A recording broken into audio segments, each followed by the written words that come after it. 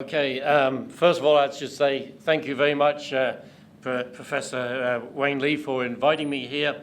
I've known Professor Lee since about 1992 or 93. I'm not quite certain of our first meeting, but I have a note that we met on one of those years. So it's been about, well, quite a while now. So I can also call you an old friend in the industry. And it's my pleasure to be here in Rhode Island.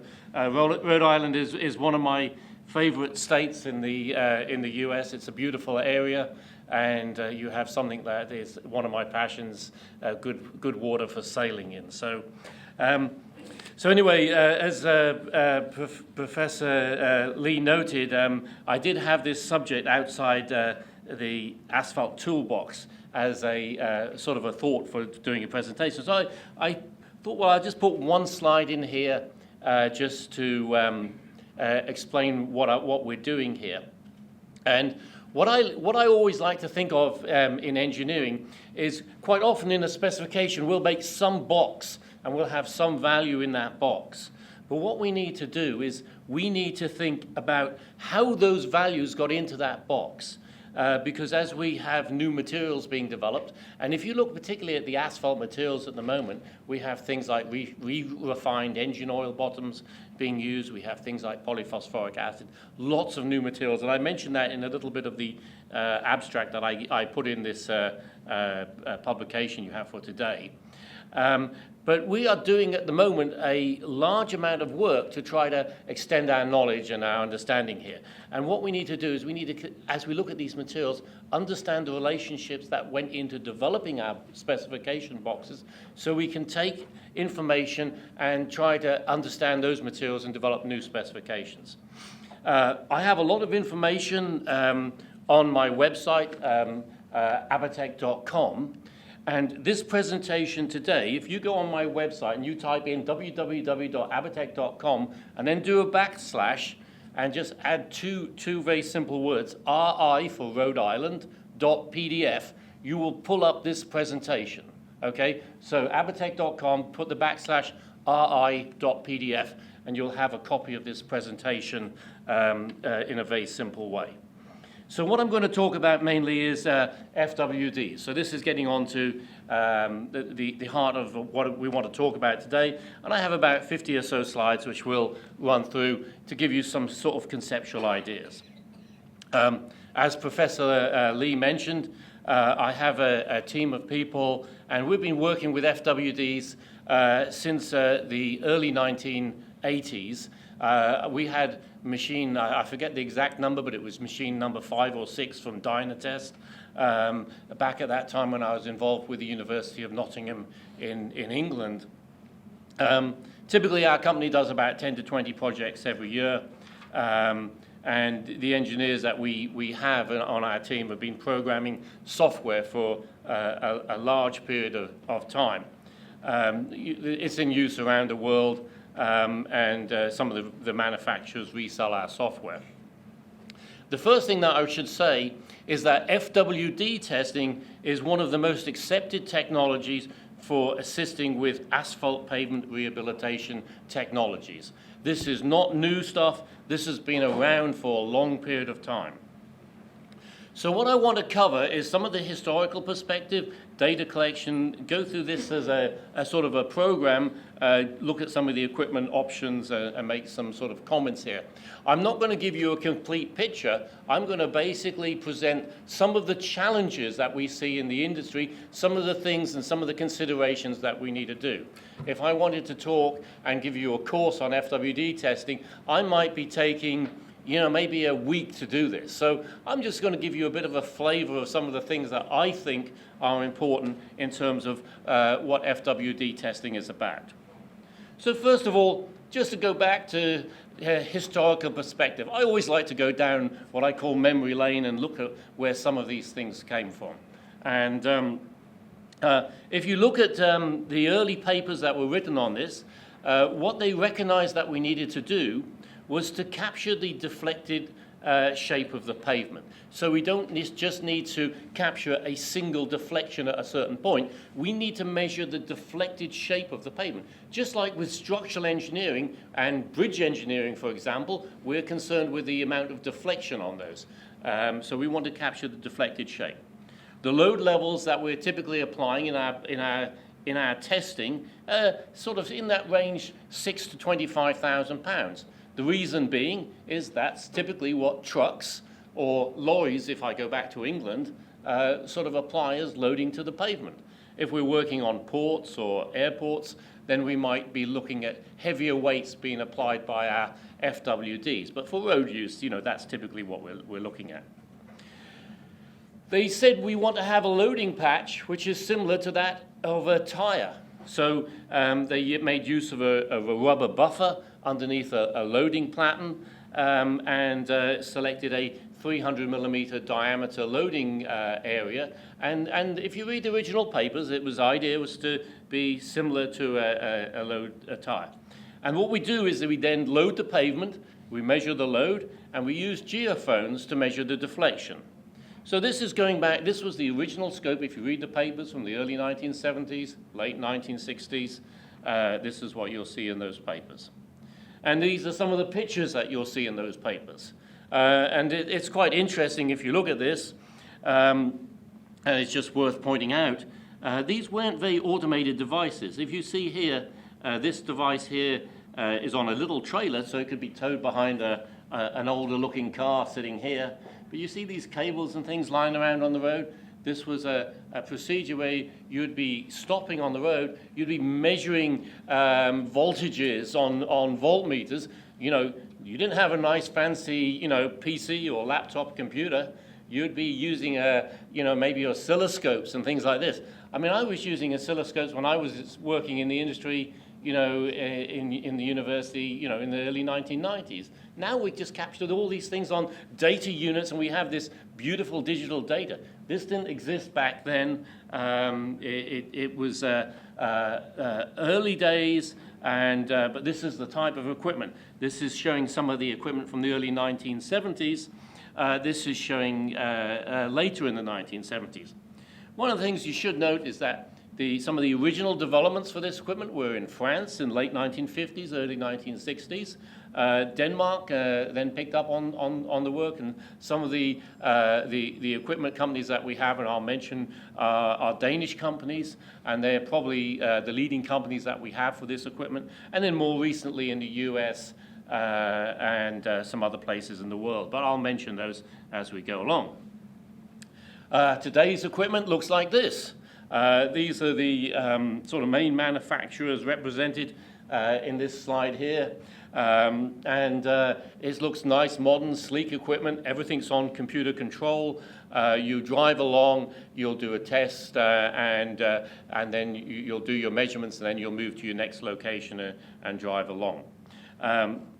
What you see in these pieces of equipment, you'll see these things here are the geophones. So you have a loading plate down here, and under these sort of hoods are some weights that get lifted up. So you lift up the weight and you drop the weight. That's why it's called a falling weight deflectometer, and that lands on some rubber buffers, and the rubber buffers cause the pavement to deflect, and you measure the deflection on these geophones. So this is what this system is doing. It's a fairly straightforward system. So first of all, just to look at the data that you collect in this system. What do we measure?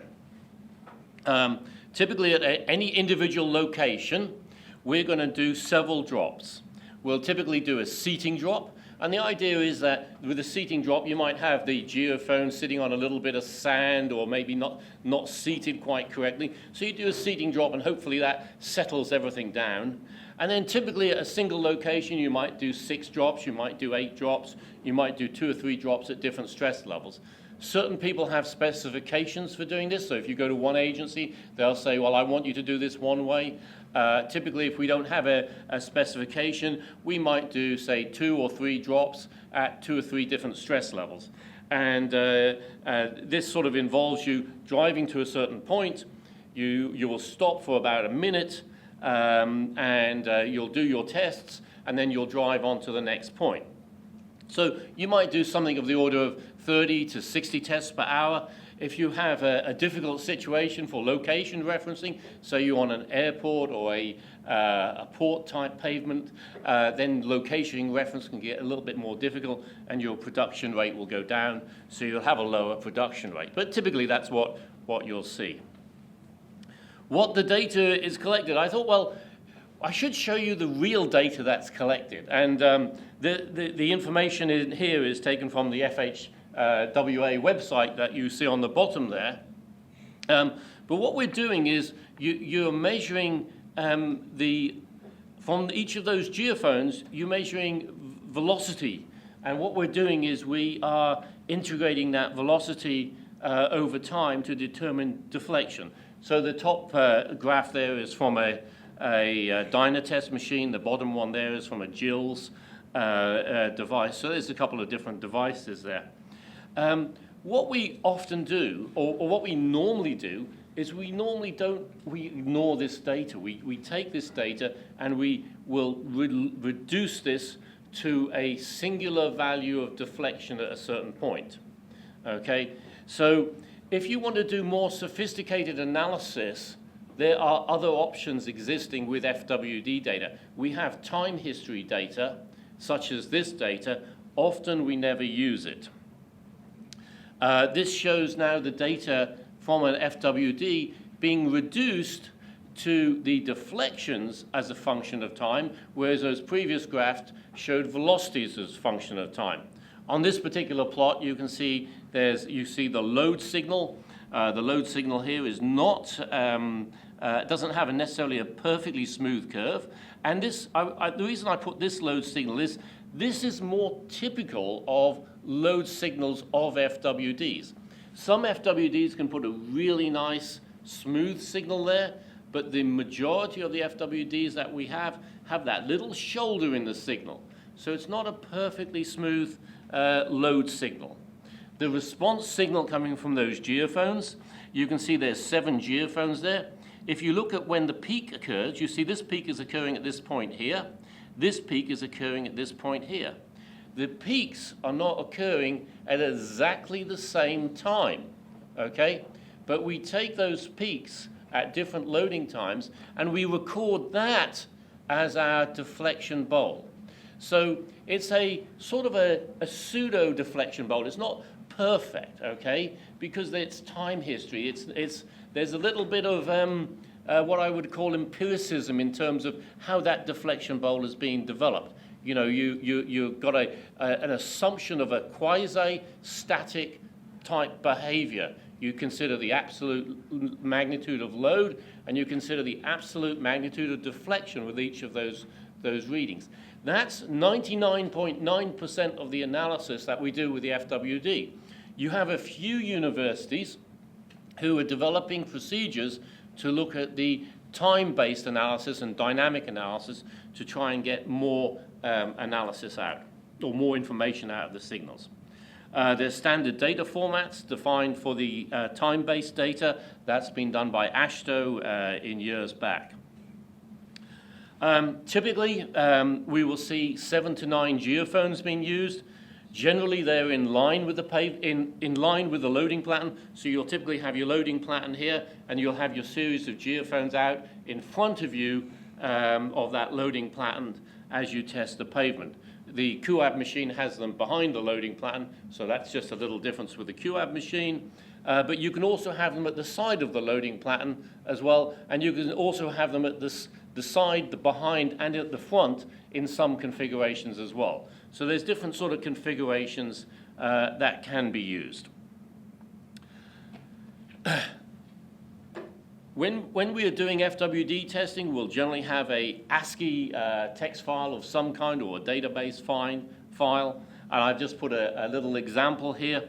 What you've got here in this blocks of data, you can see that I've cut off the data at this point, but you can see there's 3 blocks of data here. Each of these blocks represents a single location that's been tested. And each of these blocks, in this example here, we've got 4 stress levels, okay, and 2 replicates at each stress level. So The reason for looking at different stress levels is with soils and some of our materials, they are stress level dependent. Their properties you get are a function of stress level. So with this is an example of a data set. You have some location information, you have the stress level, and then you have the various deflections being recorded for the different geophones. And then at the end here, you have a temperature. I'll talk a bit more about temperature later on, but this is sort of a typical data representation. And all the different manufacturers will have a slightly different format for representing their data to you. One of the things that we're trying to do, and I said earlier on, is we're trying to define the shape of the deflected pavement. And I took this slide again from the FHWA website, but it's something that shows how different layer effects and different layer stiffnesses affect the shape of the layer. So we have a 3-layer system here, and each of these deflection bowls would be associated with 3 layers. And when you see an H, an M, that means you have a high stiffness, and a medium stiffness, or low, medium, medium for the 3 relative layers. And you'll see, depending on what the stiffnesses are of the different pavement layers, the shape of the deflection bowl will change. And this is what we want to capture. We want to capture how the stiffnesses of different layers are affecting the shape of the deflection bowl. That way, when we measure the deflection bowl, we can use a process to determine those layer stiffnesses. Things that will affect layer stiffnesses, things like freezing, age hardening, they will result in higher modulus. As the pavement deteriorates with cracks and damage, then you will see lower moduluses. So this is what we're trying to capture with these deflection measurements. So there's we can go and we can measure all our deflections. Well, that's fine and dandy. We have some deflections. But we also need a few additional things to do a good analysis. So what additional items do we need? First thing, we all need to get a nice lady to come and measure our pavement temperatures. So number one thing with asphalt materials is we need to know the temperatures. Deflections will change with temperatures. I'm going to make a big deal about this and show you that this is absolutely critical to understand.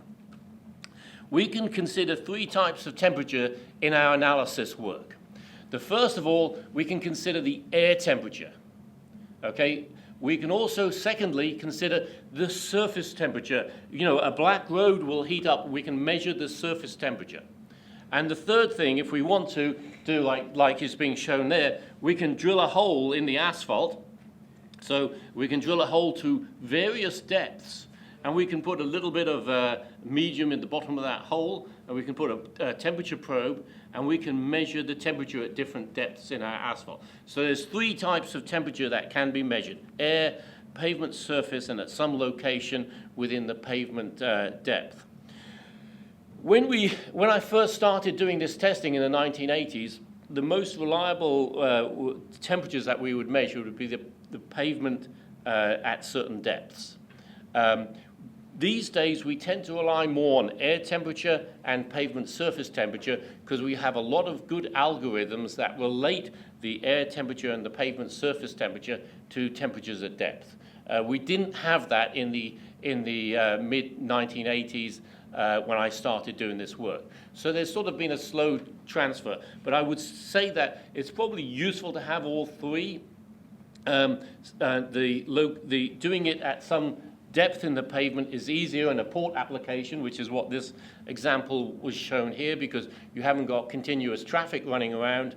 It's a little bit more difficult to do on a roadway. If you go and drill some holes, you've got to then wait for those holes to cool down, and then you've got to go back periodically, and it's only really that location there. So it's difficult to do that in a highway operation. So in a highway operations, we normally do air and pavement surface temperature.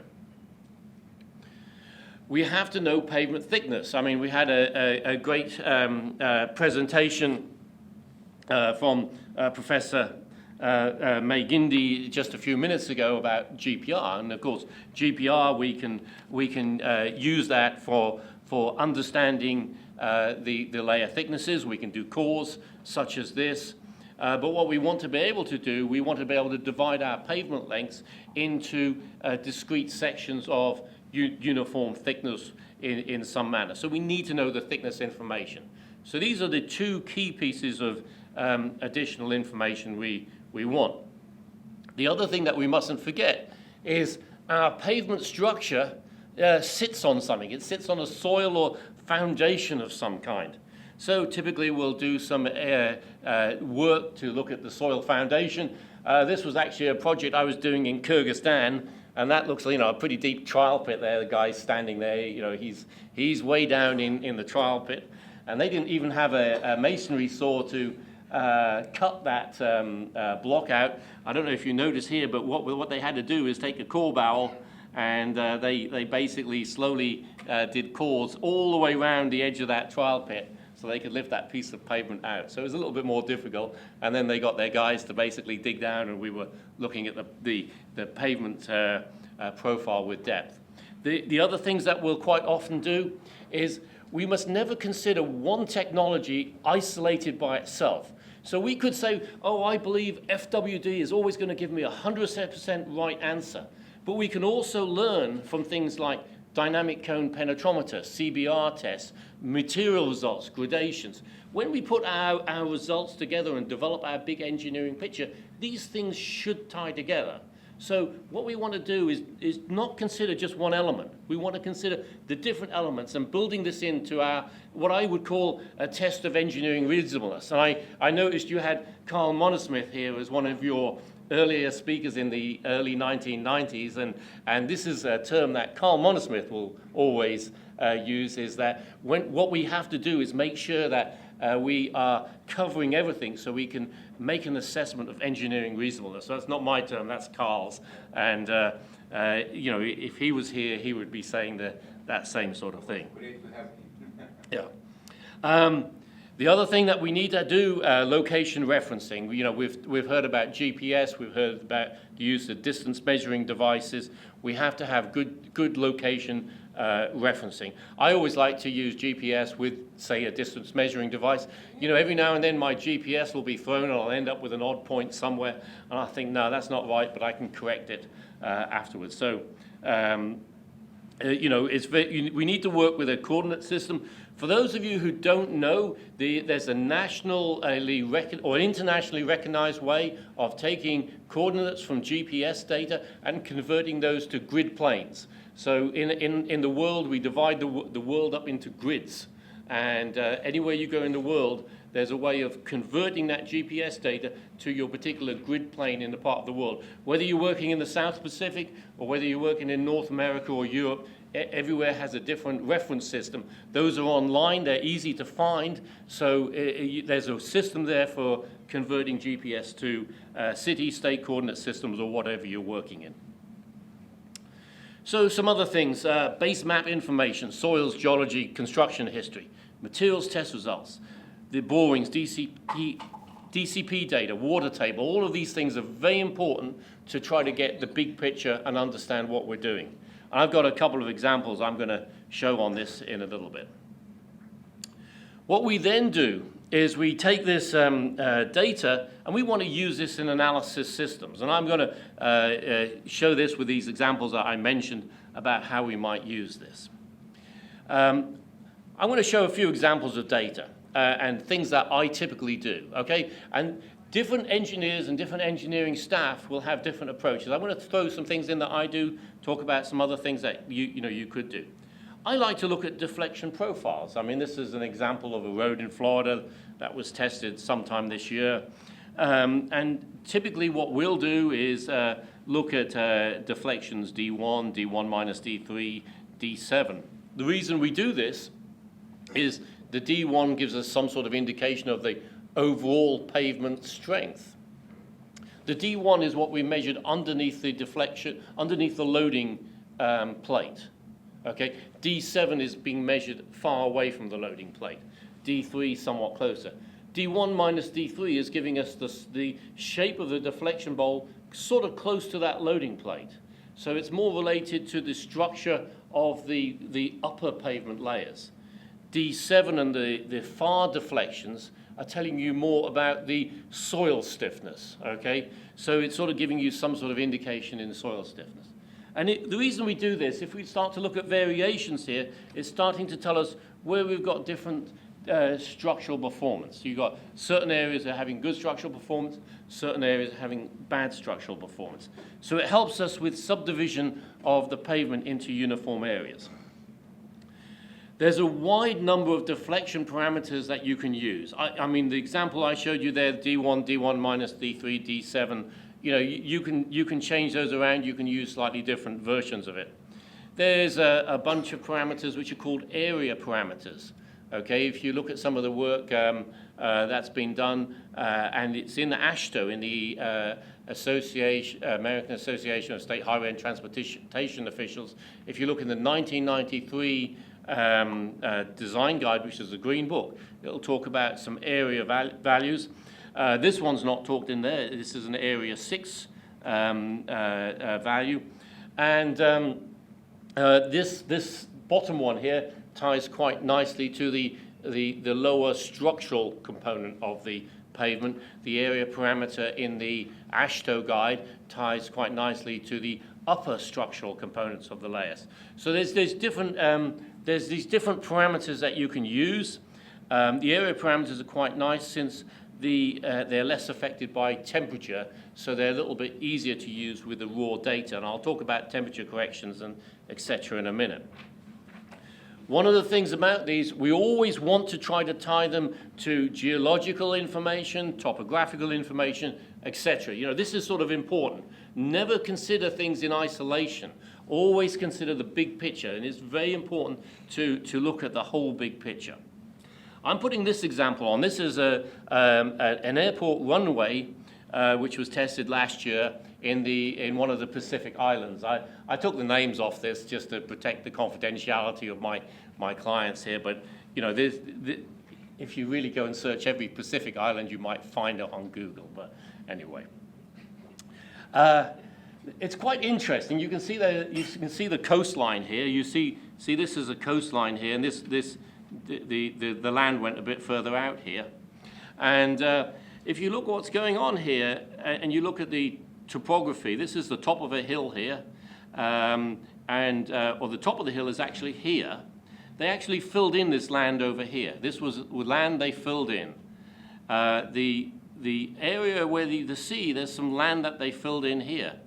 This area here is where they milled some, or not milled, they did a bit of a smoothing of a slope that was going down a hill, okay? Even though it's a runway, and you always think a runway is flat, it's not quite flat, it sort of goes down a hill. And in this area here, there just happens to be a lava flow, okay?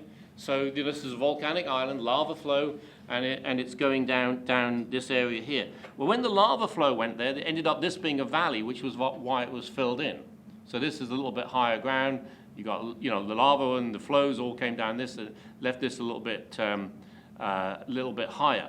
So you have softer soils, higher deflections. You have softer soils in here and higher deflections in this area here. So from the very first thing, just looking at some very simple deflections, you can see differences in behavior, okay? Now, if you're getting differences in deflection, it might start saying, well, I'm going to expect to see some differences in structural performance. But this is the first step, trying to tie this in with geological features and things like this, which you might see on the roadway. You can take this, you can combine it with GPS, you can put GPS data in it to get a good representation and a feel of how it looks like. When you present your data, you can consider smoothing. This is the same runway again, and one of the things is that we look at smoothing. You can look at techniques like Q-sum to see if you can smooth the data optimally to try to see the sectional behavior. And you can see there's quite different behavior in different parts of this structure here. Just looking at deflections. If we look at network versus detailed surveys, if I look at network work, typically we might test every half a kilometer or quarter, half a mile, something like that. For detailed surveys, I might be collecting data every 60 to 100 feet, something of that order. Depends on what I'm trying to capture in terms of significant features. So I just might put that as a comment there.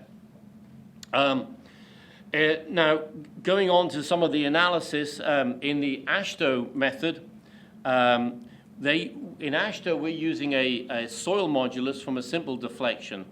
We can use other theories such as Boosing nest theories, and we're trying to get an effective structural number in the Shto method.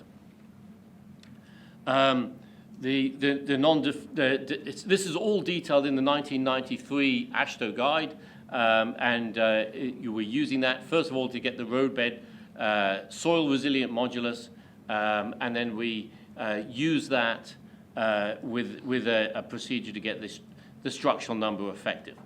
And this shows one of the graphs or the equation that you can solve once you've got that roadbed modulus from one of the outer deflections in the Shto procedure. You can use that with the central deflection, and you can use this procedure here to get the equivalent structural number. So this is one approach we have to analysis with FWD data. You do have to do temperature adjustments, and I'm going to say a little bit about that on the next few slides. If you look at the temperature variation in an asphalt pavement, I've computed this using finite element analysis. You'll see there's a wide range of temperatures that occur in an asphalt pavement. You get daily variations, you get yearly variations. So there's no single modulus for a layer. Stiffness will vary both as a function of depth and as a function of the time of the year. So it's a very complex thing. I put this graph, this is a road in China, which we did some computations on, but you'll see here I've got different months of the year and different depths, and you can see how the temperature varies for different times of day for each of those months of year. So this is not a simple analysis. This is actually quite a complex analysis. We really need to do sublayering. So we need to split our pavement up into discrete sublayers to understand the effects of temperature depth. And typically I use a doubling rule, so I use the first as 20 mil, 40 mil, 80 mil, and so on. And that generally captures that curvature quite nicely. But you need to do something to consider temperature depth profile. The other thing, when you've got the temperatures, now you have to relate that through to stiffness. So taking that previous temperature data, looking at stiffness of the material. You'll see the stiffness changes, and this is showing typical variations in modulus for different months, different time of the day as you go throughout the year. So if you test in one time of the year, you might be testing in this condition, but you've got to consider in your analysis all of these conditions. So what about aging? I mean, materials age as well. And this is showing an example of how an SMA might age over 1 year. This is a 19 millimeter super pave mix, same type of material. It ages over the time. So we have to consider all of these things in our analysis. The standard temperature adjustment that's in the Shto procedure is that top right-hand plot there. There's more current information, and I'll put the web link there. We call that Bell's equation. That was done around about 1999, 2000, as it was published. Or you can develop your own temperature adjustment factors. You have your materials laboratory here. You have the ability to develop your own temperature adjustment factors. This is my own temperature adjustment factor that I determined from taking cores, doing AMPT testing, developing master curves, and working out temperature adjustment factors for a particular site. I wanted to use the actual data from the site to do it rather than just making assumptions or assuming that one particular method was correct. So it's something that needs to be done. You do not want to do this. This is some data that I reviewed from a site that was given to me in a final report. And I looked at the data and I thought, man, this doesn't make any sense. So you know what I did? Is I took each of his stiffness results and I plotted it against time of the day. And I got a great correlation. And if I'm getting a correlation of 84% or 90% with the time of the day, it tells me he hasn't adjusted it for temperature. Okay, because it should not correlate with time of day if you're adjusting it for temperature. So you don't want to be in a situation, like this guy where he does the analysis and somebody reviews it and you see it hasn't been done. So you have to do temperature adjustments. So we've got our setup then. We've got our temperature analysis understood, we've got our deflections, and now we can go along, and what we really want to do is get these E1, E2s, and E3s, the stiffnesses of the layers. So we'll use software for this, and we have a software. There's more information on our website talking about how we do this, but what we're trying to do is take a particular deflection bowl, and the deflection bowl is represented by these black dots, and the calculated deflection is represented by that fitted line. You're trying to match your measured with a calculated, and in that assumptions, as you're doing that, you're trying to get the correct values of stiffnesses. So that's the procedure we're doing. 90% of what's done in the industry uses linear elastic analysis. That's normally the engine doing it. Many softwares out there. I'd say probably the most popular is not our software. I mean, the previous slide I showed you was DAPS, which is our software. Probably the biggest one used in the industry is LMOD. It's Dynatest software. We use DAPS. The FAA has its own software. It's free download on its website. You've got things like Darwin. You've got other approaches.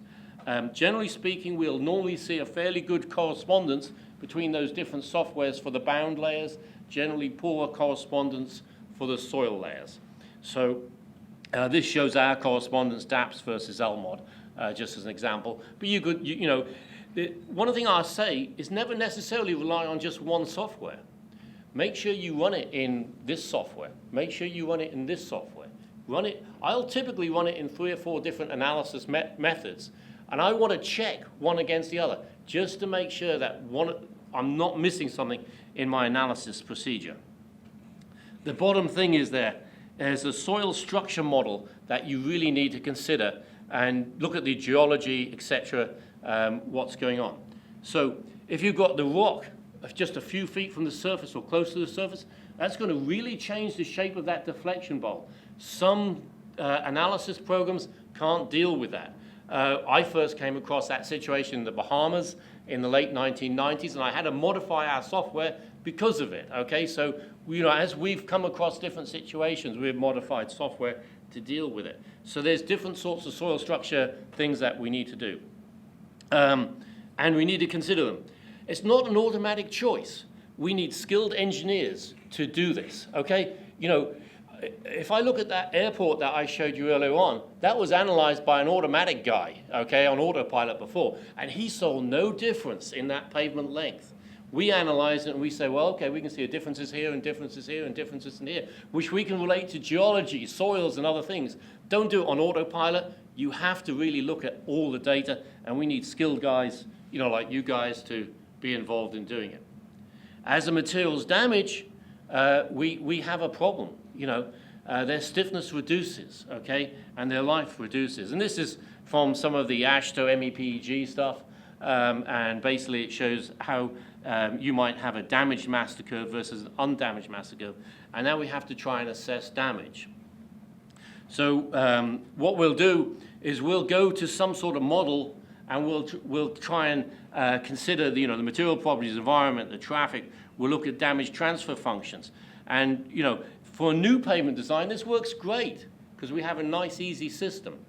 With a deteriorated or damaged pavement, I would say we have some lack in knowledge in terms of where do we take the strains? Do we look at the existing, the damage? Do we look at the new asphalt overlay procedures? These things, I would say, are still a little bit poorly understood, okay? And folks are doing research work, and we need folks like you to do research work and to try to test pavements in the real world, look at the damage, try to develop those material transfer functions that really work and really apply. Some of the asphalt versus other materials, if we're looking at other base materials, we have polyzanic materials, self-cementing materials, lean concrete being used as base, stabilized materials, wrap being used as base materials, emulsion stabilized materials, all sorts of materials being used. There is a good volume of work all around the world. Don't ever be blinkered and just say, I'm going to only look at TRB publications or AAPT publications. There's a really good research work based in Australia with the Australian Road Research Board. They have a huge amount of work. There's really good work coming out of Africa, and South Africa and the folks down there have a really good technology. There's lots of good stuff in Europe, so make sure you look globally and look at all this stuff. And this is what we do, and we'll apply it in models to any of the new materials or the other materials that we're looking at. Current options in the FWD market. I thought I'd put this on here just to give you the website addresses of where these folks are. Okay, you basically have Dynatest. They're the Danish folks, biggest supplier in the world. Kuab is the Swedish. Carl Rowe. They acquired Phoenix. Phoenix was one of the ones around in the 80s. They got acquired by Carl Rowe. Foundation Mechanics. Foundation Mechanics is a U.S. company. They were working very closely with the FAA. Folks like Roy McQueen from the FAA have their machines. I have one of their machines. And they introduced some truck options and stuff like that. But, you know, as a good American citizen, I bought American. So anyway, you'll see my British accent as well. But Pave Testing England, well, they went around when I had the choice, so I had to buy American. But they're more of a recent entry into the market. Those are probably, I would say, the major ones that you'll see out there at the moment. The websites there. I'm not going to try and sell you anything, but I would say that there's different choices out there in the industry that are available for you to use.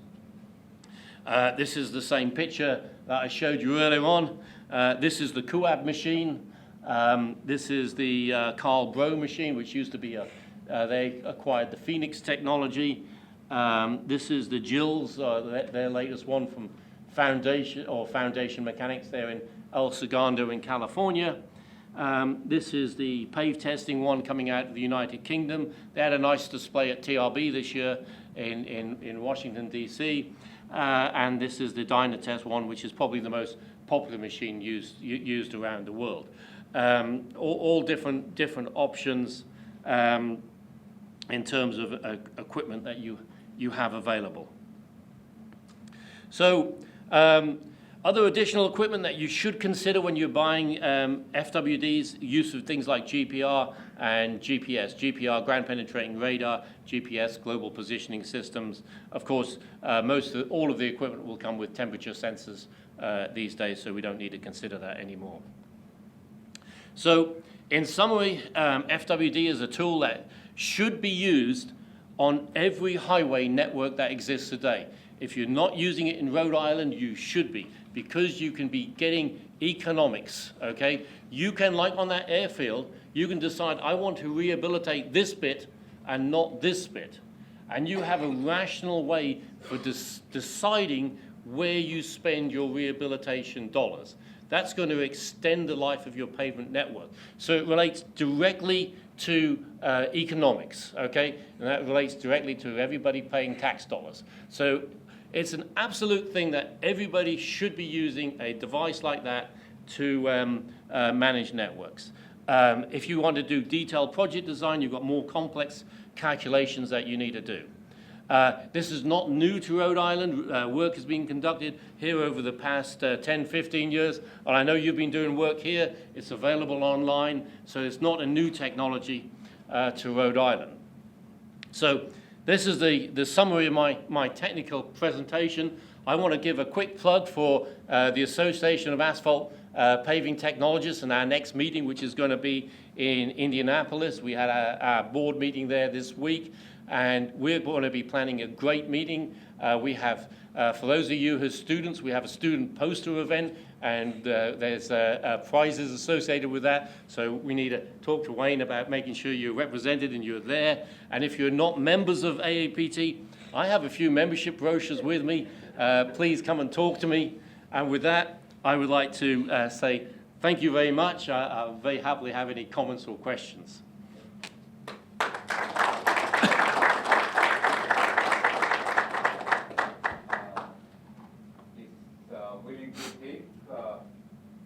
Question and comment. Yes, it's Kate. DOT has been doing falling weight deflectometer tests for a number of years, and we've done them on certain highways maybe 10, 15 years ago. Is there any way that you can use that old data to moduli is now using, say, a comparison if they redid the work so that they had 15 years ago to what we have now? Yeah, absolutely. I mean, the data is perfectly valid for soil roadbed modulus, You're going to see that immediately. I would, if you're trying to do comparisons with new data now, look at some of those area parameters as very simple parameters.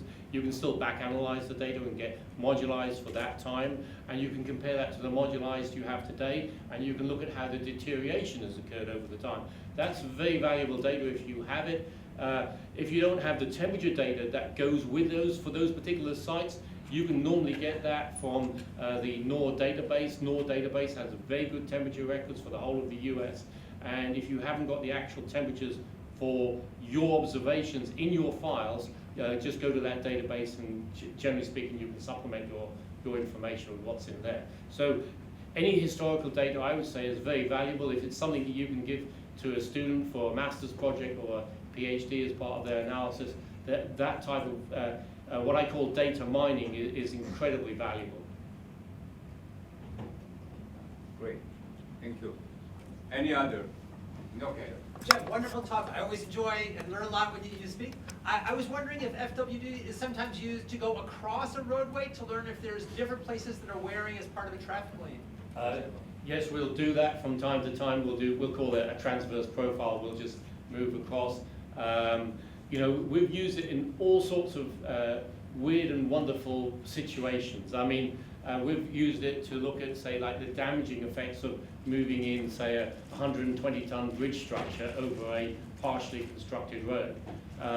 You know, we used it in California to help us take the space shuttle out of the airport. You know, when you land something in the airport, things normally drive, you know, the planes with wings, they don't normally go out of the airports on roads, they normally go up. So, you know, it was used in that study. We've used it for looking at how the, you know, the rocket launcher, those Saturn V's and things, they go on that crawler thing. We've used it for understanding the damaging effects of those roadways. We did transverse profiles across all those roadways to look at that. So absolutely. And what I would say, it's a tool we have in our toolbox. I like to think of tools in the toolbox. We can use this to tell us about how things are changing. I've looked at it in warehouses. Okay, you know, we design warehouses to handle loading. You know, we might have stacked loading. I've used it in warehouses to look at the properties of a floor to see how it can handle loading in a warehouse. So consider it as a tool. It measures the structural response to a load, and if that's important, then we can use it. Used on railway tracks, okay, for looking at the quality of ballast supporting our transportation system on railways. So it's a tool we have in our toolbox, and engineers, we just have to try and think how we can use those tools. Any others? Okay. This AMPT methodology, what's this like kind of how many data points you need to be validated? For example, you worked on the Prairie Island project on runway. In case, how many data points that you pick? What kind of guideline you have? Yeah, what we did in that, we did the master curve using 5 temperatures, and we used the standard frequencies in the Shto TP 62, 61, 62 method. I forget the exact number now, but you know, we just used the standard procedures. We fitted what we call a master curve to that data set, and then we recomputed the data at the loading speed of the FWD. So we took the master curve, and for those who don't know, a master curve describes the stiffness of the material at any frequency or any loading time or loading frequency and temperature. So we take that data as a mathematical equation, and we expressed it as a function of temperature considering the loading time of the FWD, and that gave us our adjustment curve.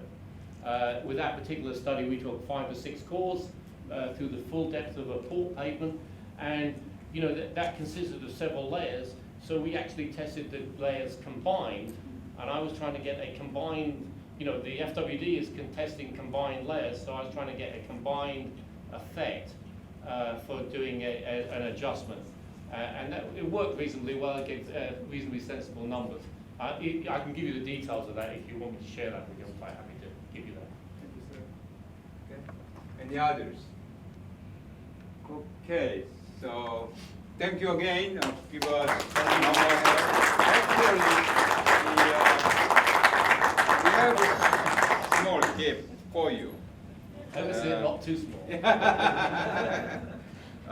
As a small token of our appreciation. Wait, thank you very much. And they're coming, and then let's keep in touch, okay? All right. Thank you very much.